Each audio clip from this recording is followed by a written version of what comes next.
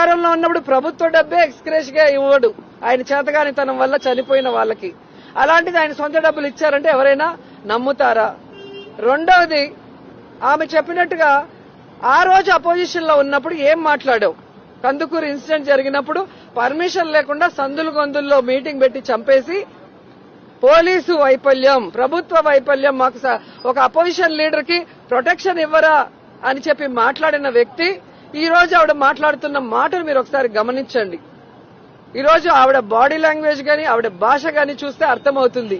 జగన్మోహన్ రెడ్డి గారిని తిట్టడానికి రెడీ అయ్యి వచ్చి కూర్చుంటున్నారు తప్ప ఈ రాష్ట్రంలో ఇంతమంది పిల్లలు, ఇంతమంది ఆడవాళ్లు, ఇంతమంది కాలేజ్ స్టూడెంట్స్ రేపుకు గురై మర్డర్ చేయబడి ముక్కలు ముక్కలు చేయబడి ఈరోజు ఎక్కడ పడితే అక్కడ విసిరేస్తే ఎక్కడికైనా వెళ్లి పరామర్శించేదానికి నీకు టైం ఉందా అని అడుగుతున్నాను.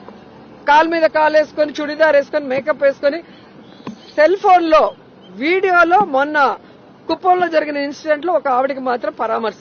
ఇది మానవత్వమా? ఈవిడ జగన్ గారి మానవత్వం గురించి మాట్లాడటం హాస్యాస్పదంగా ఉంది.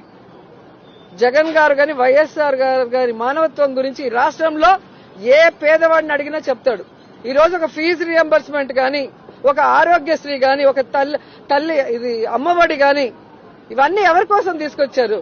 హాస్పిటల్ రెనోవేషన్స్ గాని, స్కూల్స్ రెనోవేషన్, పేదవాళ్ల కోసం, పేద పిల్లలు బాగుండాలి, వాళ్ళు ఆర్థికంగా ఎదగాలి, ఆ కుటుంబంలో ఆరోగ్యంగా అందరూ ఉండాలి అని చెప్పి పెద్ద మనసుతో చేసిన వ్యక్తులు.